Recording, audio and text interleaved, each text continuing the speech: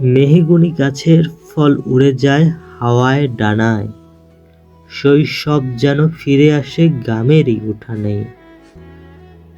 ধুলোমাখা সেই পথ ধরে হাসির সুর বাজে, স্মৃতিগুলো লুকিয়ে থাকে নীরব বিকেল সাজে। হাওয়ার সাথে ভেসে আসে মধুর দিনের গান, কত খেলা কেটে যায় শিশু এই প্রাণ।